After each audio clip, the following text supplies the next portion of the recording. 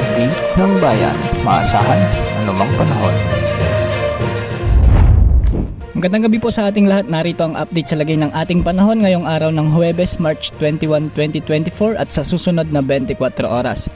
Ngayong gabi ay patuloy na nakakaapekto sa Luzon ang Northeast Monsoon o ang amihan, samantalang ang mainit na easterlies naman ang umiiral sa Visayas at Mindanao.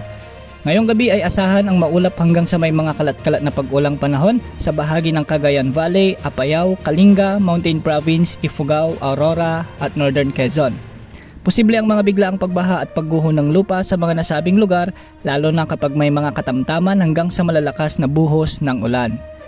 Maulap na kalangitan naman na may mga mahinang pag-ulan ang inaasahan sa Batanes, Cagayan, Isabela, Quirino, Nueva Vizcaya, Kalinga, Apayao, Mountain Province, Ifugao at Aurora, habang bahagyang maulap hanggang sa maulap na papawirin naman na may mga pulo-pulong mahinang pag-ulan ang aasahan sa Ilocos Norte, Ilocos Sur, La Union, Pangasinan, Abra at Benguet, sanhi naman ng hanging amihan.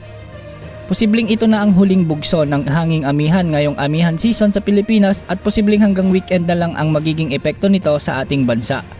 Posible ring magdeklara na ang pag-asa ng tag-init o hot dry season sa bansa sa mga susunod na araw.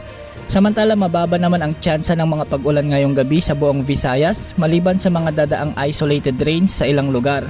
Sa Mindanao may mga inaasahang pag-ulan sa bahagi ng Caraga, Davao Oriental at Davao de Oro dahil naman sa easterlies. Sa Metro Manila ay mababa naman ang tsansa ng pag-ulan ngayon gabi maliban sa mga isolated rains dulot ng localized thunderstorms. Sa ngayon ay may nakataas na gale warning sa bahagi ng Northern Luzon, particular sa may Ilocos Norte, Ilocos Sur, La Union, Pangasinan at Batanes, kasama ng Cagayan at Babuyan Islands. Ngayong araw nga ay pumalo sa 40 degrees Celsius ang naitalang heat index sa may Pili, Camarines Sur at Cotabato City. Umabot naman sa 39 degrees Celsius ang heat index sa may Bacnotan, La Union, Dagupan City, Pangasinan, Masbate City, Puerto Princesa City, Dumangas, Iloilo, Davao City at Zamboanga City. Base naman sa latest wind map ng mga ginagamit nating models, wala namang inaasahang mabubuong sama ng panahon na posibleng makaapekto sa bansa sa susunod na 3 hanggang 5 araw.